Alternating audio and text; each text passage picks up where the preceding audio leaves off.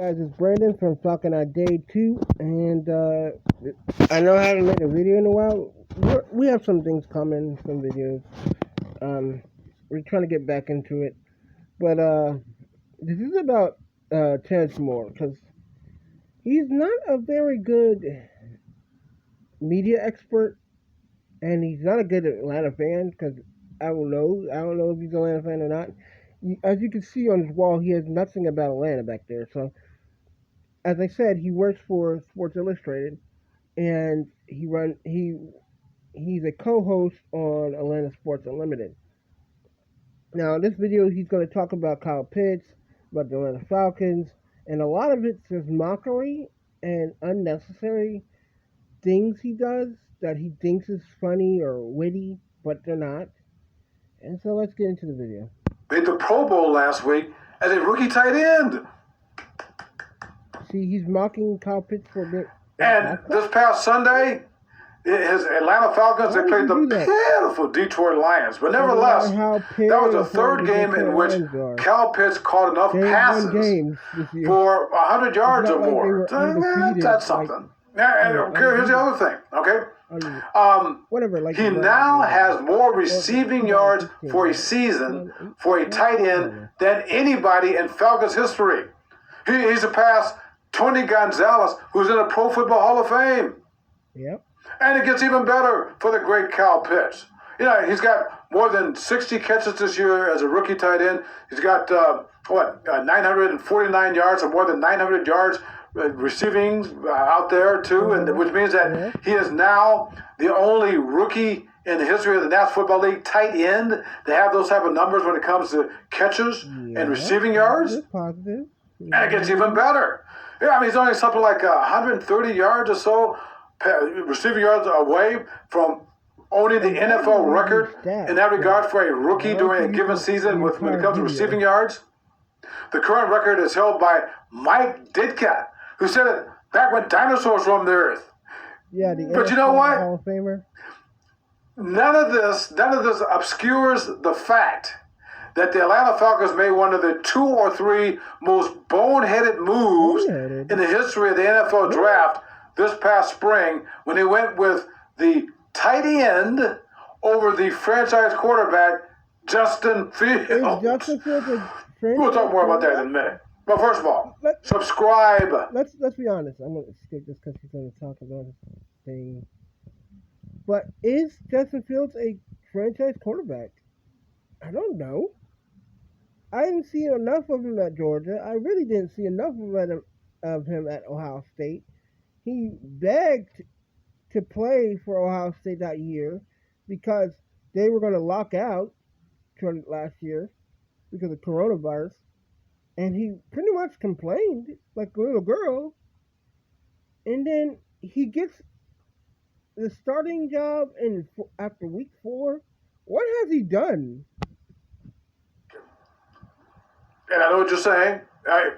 Yes, I saw it on Sunday when Kyle Pitts, the great Kyle Pitts, once again made a circus catch, one-handed catch, 35 yards against a pitiful Detroit Lions. He pushed off, but I digress. But yeah, I saw that. Okay, but here's the other thing. There have been 52 Super Bowls. Out of 52 Super Bowls, the quarterback, like franchise quarterbacks, like the one that the quarterback has been the MVP of the Super Bowl 31 times. The tight end has been the MVP of the Super Bowl. Wait for it. 0 times. Terrence, why does that matter? You know, kick returners have won MVPs in the Super Bowl. They literally have 2 plays they have to make during the entire game, and they've made them. O-linemen have won MVP of Super Bowls. You know why the reason quarterbacks normally win? It's because the offense has to be predicated through them. That's why you don't see a lot of wide receivers winning it unless they're doing kickoffs or special teams, because their numbers have to outdo the quarterback. Like, rare chances. Like, when Patrick Mahomes won, his running back was the best player on the field. Not Patrick Mahomes. Patrick Mahomes threw 2 interceptions that game. He had a terrible passing rating in the Super Bowl. Still won MVP. So I don't think that any of that matters. It really doesn't matter. And who cares if no tight end has ever won? You know why it won't matter? Because Matt would have won. Matt would have won the MVP, just like he almost did in 2016. So, I mean, the Falcons have Matt Ryan.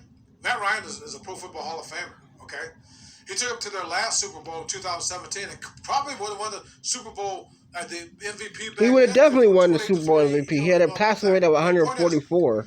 Matt Ryan right now is 36. He's been hit more than any quarterback in the National Football League the last 4 years, including more times than any quarterback this season, okay?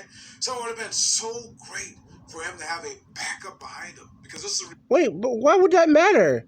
That would just mean Justin Fields would get hit the same amount, wouldn't he? We saw this. Just last year, Jalen Hurts and Carson Wentz got sacked 60 times. Just last year. What did the Eagles do? They fixed their line. We did not fix our line yet. It has not been fixed yet. They're still coming into it. They might get better. I don't know. But that's irrelevant. That's irrelevant. If you had him as a backup, it's irrelevant. We have Felipe Franks back there. We have Josh Rosen back there. You know why it doesn't matter? Because they might play one possession. The only reason they did that the other game because Matt got hurt. It's irrelevant. But look at Justin Fields' numbers. They're not even good. If he had made the Pro Bowl, then you would have something to say. Because Kyle Pitts made the Pro Bowl. But Justin Fields is never making the Pro Bowl, at least this year.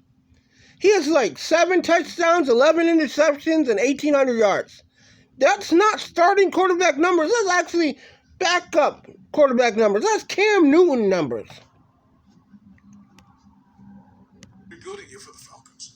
Regardless of what Arthur Smith said. Arthur Smith, first-year NFL head coach, when he was hired, made one of the biggest gaffes in the history of the NFL. Biggest gaff? First-year head coach by saying that we're not in the rebuilding year. They're in the rebuilding year, and now he looks pretty silly. Because are they in the rebuilding year? Have the worst you have a quarterback. 7-8 record. You just need to fix the line.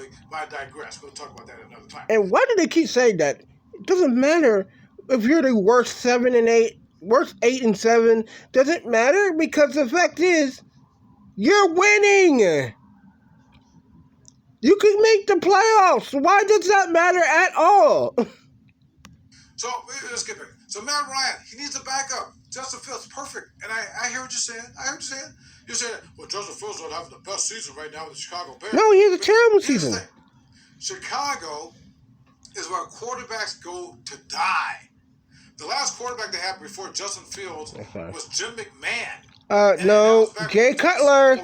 Back in Jay Cutler, what are you talking about? And come to think of it, even then, Jay Cutler was 2006. Was handing the ball off to Walter Payton. The last real quarterback the Bears had was Jay Cutler. That was 1940s. What are you talking about? Okay. And not Sid Luckman was the last one. Come on now. Play calling for the Jay Cutler was the Bears quarterback. What are you talking about? The Bears call a running play more times than any team in the National Football because they have good running backs. Of course you're going to call running plays. Justin Fields has these broken ribs and still trying to broken ribs. He's out there playing anyway for the most part. Anyway. So here's my point.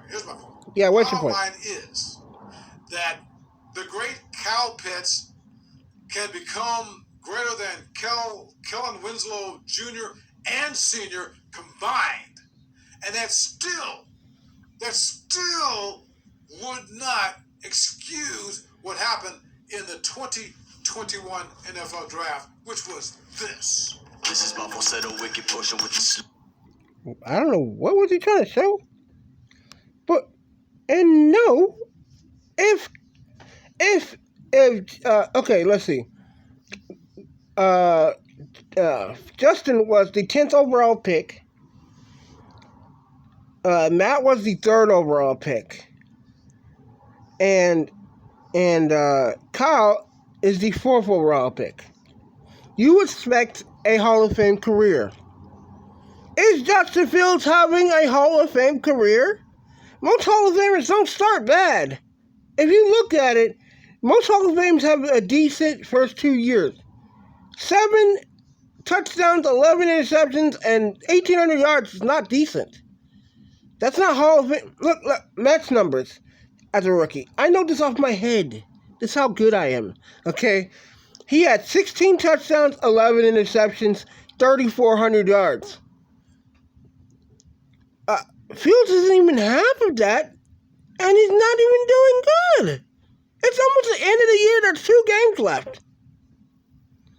So I don't know his whole point about what he was going to show because he cut it off for some reason. But you're mistaken.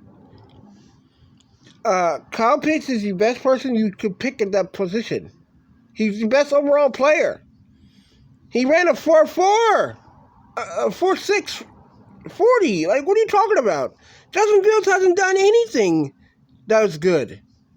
He hasn't done anything that is good. Anything. Okay? The Bears were in the playoffs last year. They had an 8-8 record. What's their record now? They're not even going to make the playoffs. So, I don't know what you talking about. It really doesn't make much sense. But thank you guys for watching this video and my critique. And, yeah, whatever. I don't know. I think this guy's a loony. Bye, guys.